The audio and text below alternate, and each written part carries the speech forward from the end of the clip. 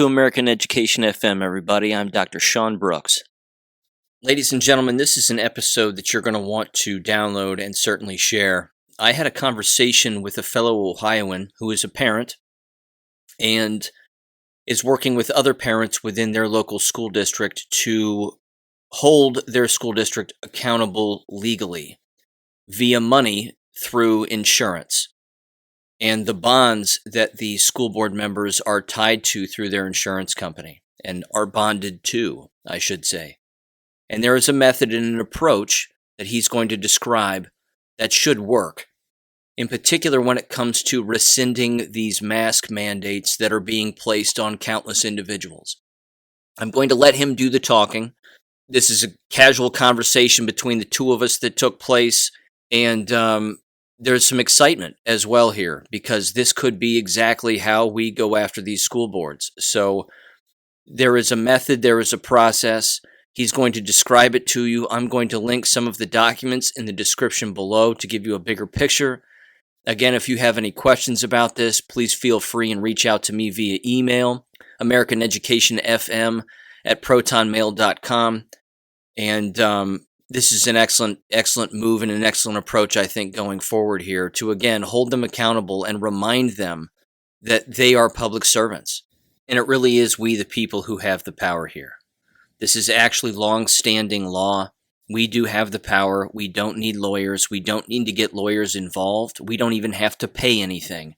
This is just a legal approach to squeeze them from the top down, and then they should comply, because if they don't, they'll end up losing in federal court because, again, the science and the facts are on our side, in particular when it comes to the mask wearing and the negative health ramifications of wearing the mask, because there's no science that backs any of that up.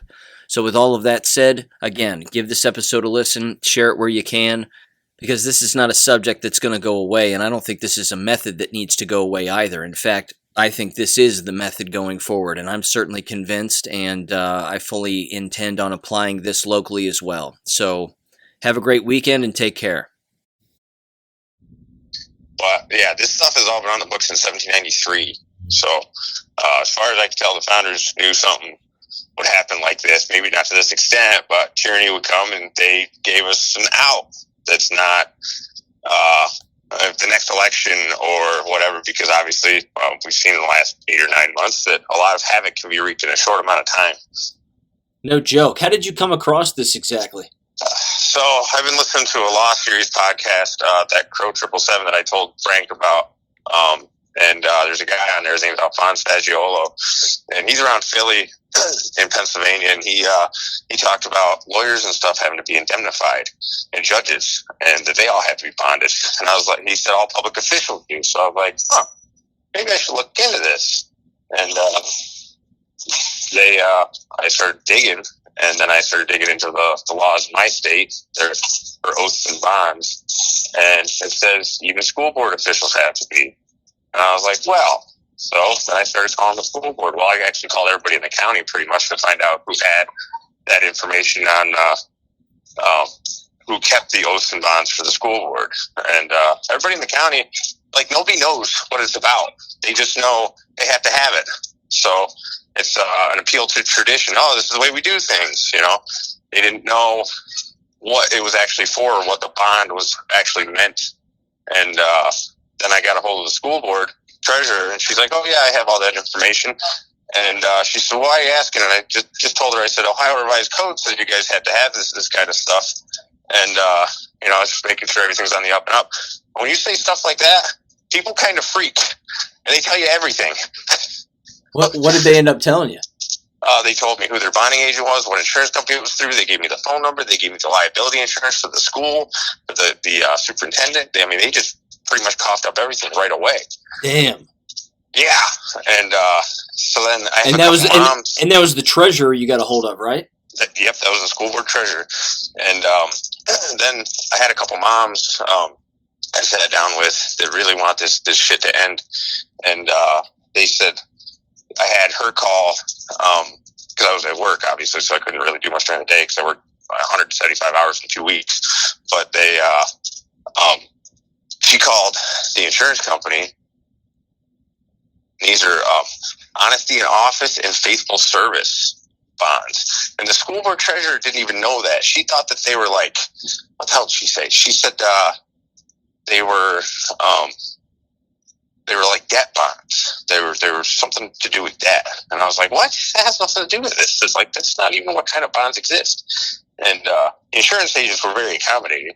They gave her all sorts of information, like how much the bond was for, how to file complaints, and things like that.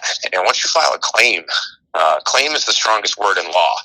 I don't know if you're aware of that, but Nice. once you file a claim against these people with a dollar amount, that goes against that bond. Well, that insurance company gets that claim, and they're like, okay, so like the school board president in my district, he's bonded to $20,000, and then the treasurer and the superintendent are bonded to $50,000. If you start filing claims with that insurance company in the amount of $100,000, or more, and I mean, because this has been going on for over a year now, bonded for $20,000, and you come up with a dollar amount of $100,000 or $200,000 or $300,000, and that insurance company's going to have to put the bill for that, and they're not going to want to do that. No kidding. So they're gonna either pull the bond for the school board or whoever else you go after, because this goes all the way up as high up as the governor. I can't find anything on the feds. I haven't really looked because I was working. I just kind of did some quick searches while I was looking at it, but I can only find as far up as state. And it's all the way up to the governor. So, I mean, you get 10, 20 people to file a claim against the governor's insurance. They're gonna pull that bond. And the awesome thing is, it sticks with them forever. Those complaints never go away. So what's the order of operations then? Well, I mean, what's the first? Who's the first person that needs to be contacted in all of this? And does another lawyer need to get involved, or you don't need a lawyer? First of all, because here's the game. See, lawyers are bonded too. You can cut a lawyer's legs out from under them pretty quickly with bar grievances, because they have to be bonded too. Gotcha. And once like a first year attorney, if he gets one bar grievance, they're going to pull his insurance because he's a liability to them. So then he's not going to be able to practice law anymore. And so, as far as most attorneys aren't going to do the kind of stuff that what I'm talking about, just because it outs them too, with these bonds and stuff. Or Right. public officials. Most public officials aren't going to do it either, because when people find out how it actually works, how the system was set up, it's actually very beautiful if you really look at it. What they set this place up to be, and the law is damn near perfect. And this comes from a guy. I'm in contact with a guy who's got over $50 million in settlements over property taxes, and also went 30 for 30 down in Florida. He filed lawsuits for deprivation of rights against stores down there that were forcing people that were kicking people out for masking. This guy went 30 for 30 in lawsuits against these guys. And he did it himself. He just learned the law, read it, and then just kept smacking him in the head with it. And like, you can't do this. You can't do this. Here's why. And they caved to him. He was like $30,000 a pop. He just kept banging these stores for. And finally, their insurance company said, if it happens again, we're not going to pay it. So, but to answer your question, who to contact first, as far as like for the school boards, is the school board treasurer. That's the first person you contact, and you find out. You just find the oath and bond codes in your state, and then read them and find out what they say, and then see if you can remember the code number. Most of the time, all you have to do is say, according to the revised code of whatever state you're in, and then people freak out and they start giving you information. Like I say, it's actually an awesome system the way it was built. The lawyers, and that's the problem, is most people just hand it off to an attorney, and win, lose, or draw, that guy's getting paid. He doesn't care. So he's just going to file a couple papers and bill you every step of the way. And if you lose, oh well, he's still getting paid. He doesn't care. Well, what's the next step after you contact the treasurer then, and you ask them what bonds they have? Then you ask who their bonding agent is, and if you can have that, what insurance company it's bonded through, and you get that information from them, they're going to give it to you. They're required to by law.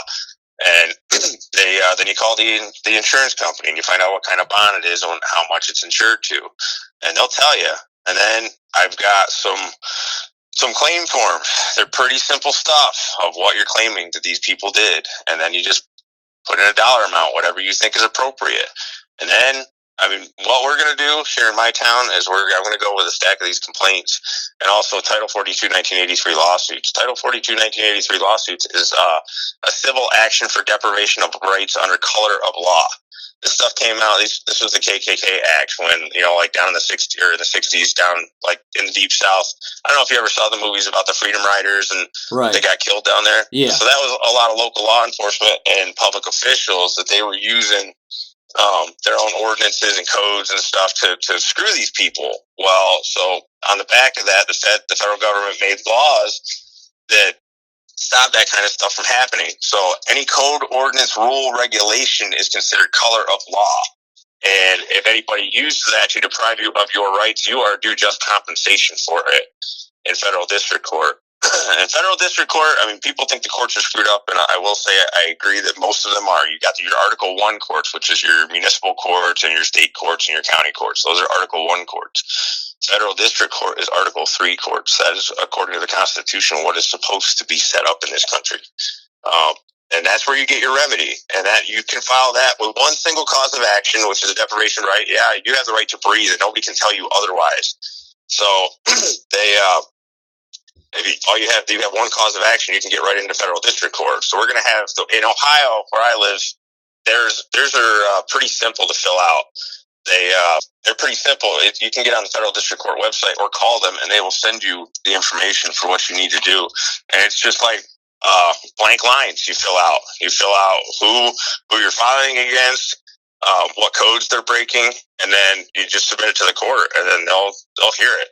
And I know there's one in Akron here. That's the one that we contacted. And I'm just going to have a stack of each. And I'm going to say, if this does not stop tonight, this is going to your insurance agents, and then this is going into federal district court tomorrow. And, I mean, we're talking, I figure, I mean, some of these parents are probably going to put $1 million on there. You think these people are going to want to go up against that? I mean, this is the remedy, but I mean, that's notice of a lawsuit. That insurance company has to insure them. I mean, Ohio Revised Code says they have to have it, and if they don't have a current bond on office or a bond, then they have to immediately vacate that office. I don't remember what the code is right off the top of my head, but there is one you can check out. It's 3.07. It's official misconduct and forfeiture of office, and these are pretty strict laws. Is there any way that you can email me this stuff? Because again, we're in the exact same state and we're dealing with the exact same problem. Yeah, I absolutely can. I can send you the codes. I can send you whatever. See, here's what most people don't understand. People think that these statutes and these codes and these ordinances and all this, that it applies to we the people. It does not. That is how the government is supposed to operate. That is how the governments are supposed to operate, not us. Our rights are defined by God. And our rights are whatever they want. We want them to be, as long as we don't infringe on someone else's rights. So these codes and statutes, ordinances, this is how the governments are supposed to act and operate, not us. They don't apply to us, but everybody's so stupid. Well, not stupid, just uneducated to the point where they don't know that this stuff doesn't apply to them. They don't know how it works because they dumb us down with the education system and all this other stuff. Right. We don't know. But then you find people out there that do know, and they've been very successful with this kind of stuff, and they teach you, well, yeah, this is the way it's supposed to be. This is the way America works. And because, like I said, the lawyers have polluted it so much. So, and of course, this could be replicated with city council members, a mayor. Oh, absolutely, yeah. And they most of those guys don't know either. They have that. It's an appeal to tradition. The guy before them taught them, oh, this is how it works. This is what we do. This is how this goes. No, you start reading their rules. That's not how it works at all. They just don't know that any different. And of course, universities would be in the exact same boat then, wouldn't they? Oh, absolutely. And I mean, they're just as bad. I mean, look at all the liberal college kids that come out of college thinking they know how everything's supposed to be, and it's not even close to how it's supposed to be, or whatever their ridiculous professors teach them with all their critical theory crap, So a treasurer at the university level would also have to fork over this information. Oh, absolutely. Especially, and here's what I have found, even like in the corporate world, because I was helping some nurses up in New York try and keep this shot out of their arm, and even at the corporate level, corporate hospital, like corporate members, corporate board members and officers have to be bonded. These bonds seem to go everywhere, dude. Everywhere. I mean, I like to say I haven't found anything at the federal level, but it seems like, from my impression, from what I've dug into, is anybody that has anybody else's lives or livelihoods in their hands, they have to be bonded. And the implications of that word, if you think about it, bonds, bond, like shackles or something like that. Sure. It's pretty crazy. But once you start digging into it, it's all right there, and most, like, nobody knows what it's about, which is the awesome thing. I'm like, you guys are so stupid. You don't even know. You have to have it. You just don't know why. Where do you get these claim forms? I've got one. There's I don't know if you do Telegram or not. Yeah. There's a couple of really good groups. Alphonse has one, and he's got a bunch of stuff on there. And then there's a Affidavits 101. I can send you the links for them to join them. And I took a one off the Affidavits 101. I found a claim in there in their files, and then I just modified it a little bit. So I just pretty much make it a copy and paste kind of thing for anybody. And who do you file the claim with then? The insurance group? Company. Okay. Yep, the insurance company. You file it directly with the agent you spoke to. Do you recommend threatening the school board before you do that? Well, I'm kind of conflicted on this because I don't want to ruin anybody's life, because this could have serious implications, because you can sue them in their individual and their official capacity. That scares them. You can take their homes from them, and take everything from them. And I don't really want to ruin anybody's life over this, because it's kind of petty, and I don't really want that on my conscience. So yeah, I'm going to give them a chance. Here, you have the chance to fix it. If you don't, this is what's going to happen to you. Yeah, and of course that would have to be public too. So you'd have to do that in a video recorded school board meeting. Messaged a whole bunch of independent media, and I'm like, come on, I've got this. I've not heard anybody talk about it, and it needs to be out there. Like there's so many parents. It's getting worse. Out in California, they're trying to mandate vaccines for the kids, and nobody has any recollection of what to do, of any remedy, because these school boards just keep steamrolling people. They don't care. They just go, well, they shut people's mics off. Right. And it's getting so bad, and so I got to get the word out. I was hoping to just, do it, and then our video go viral, and then everybody's like, oh, okay, now we know the way, but I just don't think we can wait that long. Mine's next Thursday, but Facebook's taking that shit down like crazy too. So you wouldn't actually hand anything to the school board members per se. You would just hold it in your hand, and you would tell them, and you would say, over a microphone, I've filed these reports. If you don't do X, Y, Z, then I'm going to file them with your bond insurance. Yeah, well, my plan is to explain to them how it actually works, because I don't believe they know. So I'm going to walk in there, and I'm going to say, I'm going to give you guys an education. I'm going to educate the Board of Education here, because you guys don't know how things actually work. And then I'm going to explain the laws and how it affects them, and what those bonds are actually for, because like I say, they don't know. So I'm going to inform them, and specifically, from that surety bonding authority that website, because that explains it beautifully. And I'm going to tell them all that.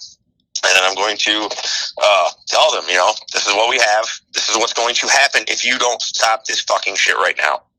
These are your options. You stop, you don't ever do anything like this again, or we're going for your bonds. You guys will never, ever be able to hold public office again. And if you keep it up, we're going to go after your personal property. So, yeah, this is the way forward. And like I say, we can fix the whole country overnight. Of course, well, there you go. And it certainly seems like it. The first move, though, that a school board would make then is they would immediately get in contact with their, the school district lawyer. Oh, yeah. And then he's going to try and screw around with it and be like, oh, well, we can't do this. And then, hey, buddy, I got some bar grievances for you, because you have nothing to do with what I'm doing here. So, and then he gets too many bar grievances, and he's just going to, he won't be able to have a job as a lawyer anymore. He'll have to get a real job like the rest of us. Because the lawyer himself is tied to bonds. Yep. He's insured too. Even cops are insured too. They get too many official misconduct complaints. They can't be a cop anymore. They're out of business. Dude, I've been railing against cops for years. And even after the George Floyd thing last year, I saw a guy put up a video talk about, cops have to carry their own liability insurance. They already do, but just nobody knows about it. like these laws are in every state. Every state has official misconduct laws. They have, oaths and bonds, oaths of office and bonds. That's all the way up to the state level. That's as high as I can find. Like I said, I can't find anything on the feds yet, but I haven't really dug too deeply into it. But yeah, I mean, this order of operations should work in all 50 states without fail, even in other countries, I think, because I don't see it just being here, especially since the bar is in every state too, or in every country, the British Accreditation Registry. So, I mean, it should, I would imagine this goes worldwide, So let me ask you another question. Is it the insurance company that's bonded with the school board? Are they, is it every school board member is bonded with them, or just as a whole?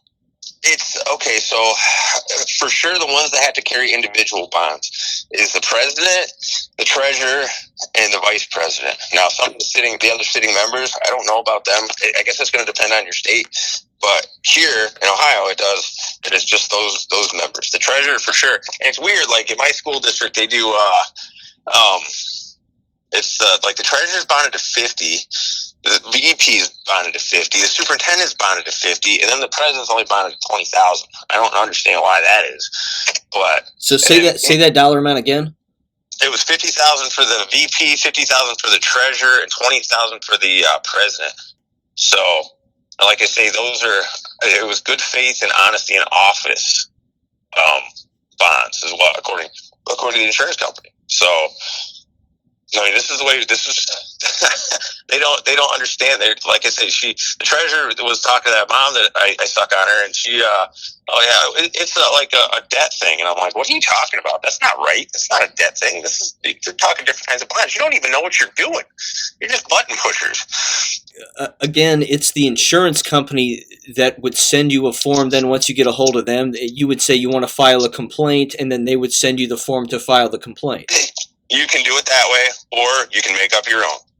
No shit. You can make up your own, and as long as it's in a certain format, like we're probably going to do ours in like an affidavit format, because an affidavit's kind of like, it's like gospel in court. Okay, so it's when you submit an affidavit, they have to rebut it line by line. They have to rebut everything you say in an affidavit. So most attorneys don't want to touch affidavits. And this comes, a lot of these people learn from this guy, Robert Fox. And if you start looking him up, he's got like 10 hours of video of teaching about affidavits. He went 10-0 against the feds and won every time by affidavits. He did it in his paperwork. A court case is won in paperwork. All that arguing and shit, that's just for show. The TV does a lot to try and teach us how things actually work, and it's all bullshit. Court cases are won. Like that guy, Steve Emerson, down in Florida that's got over 50 million in settlements. He's never set foot in court because nobody wants to go up against the guy. The biggest settlement he got was $38.2 million. And he got that, he had filed the suit for $400 million against the county that stole a guy's house from him. They came in and said that they owed property taxes, or he owed them taxes. Water came on his property, killed his animals, beat the shit out of him a couple of times, and threw him in jail. And then took his house and sold it to somebody else. And Steve filed for $400 million in damages, and it went straight to how do we fix this? And their first offer was like $800,000, and Steve's like, nah, you're gonna get $400 million in court. And they just kept going, and it went all the way to $38.2 million. And the guy said, all right, yeah, I'll take that. He kept 30, and he gave Steve $8.2 million. But it never made it into court because the paperwork was filed so well that they couldn't do anything about it, and they knew it. He just dug a big hole, covered them with paperwork, and nobody wanted to get out of it. They just wanted it to go away. Wow. Yeah. How do you decide on the money amount? I mean, when you get into like compensatory damages and punitive damages, that's sky's the limit. That's up to you. I mean, look at the psychological damage that they're doing to these kids. How many like social cues have they missed for the past year and change because they're forced to have masks on their faces? Different expressions can you make, and how much are these kids missing out on? I mean, they got masks on 3-year-olds in some places. Yeah, it's ridiculous. That's my next question. Is it us that, I mean, clearly the evidence is out there that all of this is harmful, to say the least, but is it us that has to provide that documentation? I mean, if we needed to, if it did go to court, if these people wanted to be, stick to their guns and be idiots, yeah. But I don't. I think somebody would be pretty stupid, especially when their attorney calls you and you got 5 parents that bar agree with that guy, and that guy can no longer be a lawyer. So what's the dollar amount you're going after with your school board? The document that I have on right now, it says it's like 1.9 million, I think, and this was copied from somebody else in that Affidavit 101 group. I encourage the parents that I'm going to do like a little meeting with them tomorrow at a local bar. It's Patriot Tap House. It's a beer like craft beer place, and I find it kind of fitting that it's called Patriot Tap House. And this country was founded by guys that were, the war was fought by people talking in bars. So I can't ignore that. So that correlation, but I'm going to explain to them, change this dollar amount because it's in a Word doc form, so it's not PDF. So that way, with the doc form, you can actually alter that. Unlike with PDF, unless you have a PDF creator or whatever the hell it is, like Adobe or right, any of those. But so yeah, it's like 1.9 million on that one. But it's going to be up to the parents, whatever they want. If we all do different dollar amounts, when it gets to the insurance company, they're going to be like, oh shit, this isn't just like a mass thing that was done by a bunch of people. This is like individual. Like, this is going to be way more serious, because this one might be 300,000, this one might be 4, this one might be 150. It's just going to freak them out. And those guys they're in the worst case scenario business, and it's all figured out by computers. Like, how much are we actually going to have to pay if these guys win in court? Or do we really want to take on this risk for a $20,000 bond? Hell no, we don't. I mean, what would the insurance company say? Again, I'm kind of playing devil's advocate here, but say, I mean, the football ends up on their side of the field in the with the insurance company. The insurance company contacts the school district and tells them what? They're going to tell them to knock it off, because we just got notice of a possible lawsuit coming at us for huge amounts, and you're only bonded at $20,000. Now here's one. There's $500,000 that people want. You think that your $20,000 bond and the $600 a year you pay us is worth us to pay out $500,000? That's just one. If we have 10 or 20 of them, they're looking at, who knows, 10, 20 million. They're like, oh yeah, we're not going to do this. We're not going to do this at all. So. Amazing. It's absolutely amazing. Yeah. It makes total sense. I mean, insurance, man. Insurance is probably one of the biggest entities on earth, insurance companies. I mean, they dwarf oil and gas like 10 times over. And even I thought the banks probably were the biggest, or at the top of the hierarchy. But actually, if you think about it, banks are insured too. That's true. I guess, yeah, insurance companies are at the top of the heap. Yeah. I figured it was banks, but no, it's insurance, man. Everything's insured. Insurance companies, that's where, you see a school district gets sued and they got to pay out $10 million. It doesn't come from that person. It comes from the insurance company. And they don't like to do that. They don't want to pay out those big settlements. They're like, no, screw that. We're not gonna do this. We're not gonna insure you anymore. And then when these people go shop around for new insurance, the insurance company, like, one of their first questions is, have you been dropped recently and why? Yeah, notice of a pending lawsuit. Oh yeah, we're not gonna cover you either. It's like a drunk with 7 DUIs trying to get car insurance. Alphonse is a super guy, man. I mean, he helps. He's in the Telegram group all the time. There's another guy, Randy Kelton's in there. He's down in Texas. That dude's a superstar. He got the governor of Texas to back off all the COVID stuff with a 150-page criminal complaint submitted to the grand jury. And as soon as the grand jury did what they did, he and Governor Abbott said, hey, I can be sued for this. I can be held liable. I can go to jail. Governor Abbott rescinded all his orders, and then 20 other states quickly followed suit. So, and that's one guy. That's one guy that did that. Now, does DeWine doesn't have a mask mandate for people, does he? Not right now, but I wish I had known this information when all this shit was going on last summer. No kidding. I mean, I would, because everybody's like, oh, we'll get attorneys, we're doing this, we're doing that, and nothing ever got anywhere. He still did the same bullshit he was doing, and nothing stopped. So, but now I know. And Randy Kelton put his criminal complaint up there on the internet, and anybody can modify it to any state they want to. You just got to find your own laws and codes. So, I love it. I love it. Me too. When you find out how things actually work, and it actually does work for we the people, it's fucking awesome. And this is how we take back the country. This is how we fix everything. This is how we stop all this madness. And then we figure out what we got to do with the feds. I just don't know what to do with those guys yet. There you go. Well, that's badass, man. Hey, look, if you've got more information again and you just want to verbalize it, let me know and you can be on anytime. All right, sounds good, dude. Killer. Thanks. All right, thanks. Later. Thank you for listening to American Education FM. Make sure and check out AmericanEducationFM.com for more information. Take care and God bless.